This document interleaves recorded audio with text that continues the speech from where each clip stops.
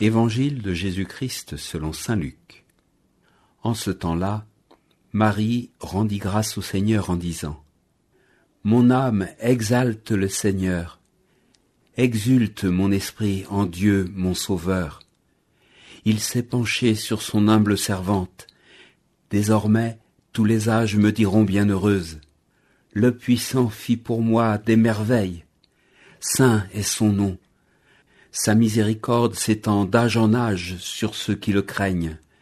Déployant la force de son bras, il disperse les superbes, il renverse les puissants de leur trône, il élève les humbles, il comble de bien les affamés, renvoie les riches les mains vides, il relève Israël son serviteur, il se souvient de son amour, de la promesse faite à nos pères en faveur d'Abraham et sa descendance à jamais.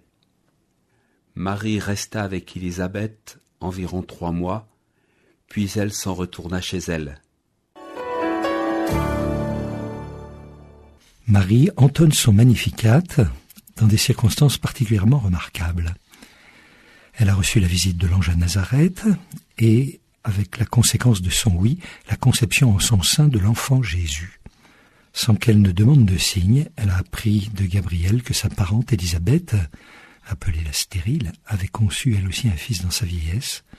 C'est ainsi que Marie s'est mise en route avec empressement, précise l'Évangile, vers la maison d'Élisabeth en Judée.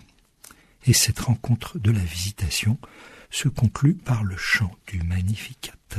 Il apparaît donc que ce chant du Magnificat est le fruit de la méditation de Marie sur sa toute fraîche maternité, contemplée pendant son voyage de Nazareth vers la montagne de Judée. Le Magnificat rapporte le chemin de prière parcouru par Marie tout à l'aube de l'Incarnation.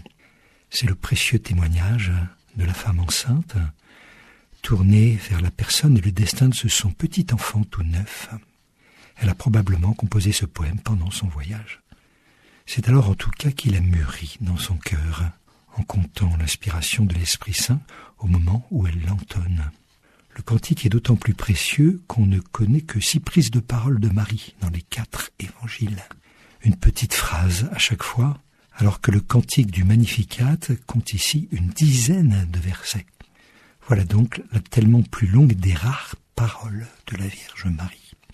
À l'évidence, une telle volubilité sur un fond de tel silence s'explique par la circonstance où il est chanté, à savoir la présence déjà vivante en elle de la parole de Dieu, comme si déjà le Christ se révélait à travers ses lèvres.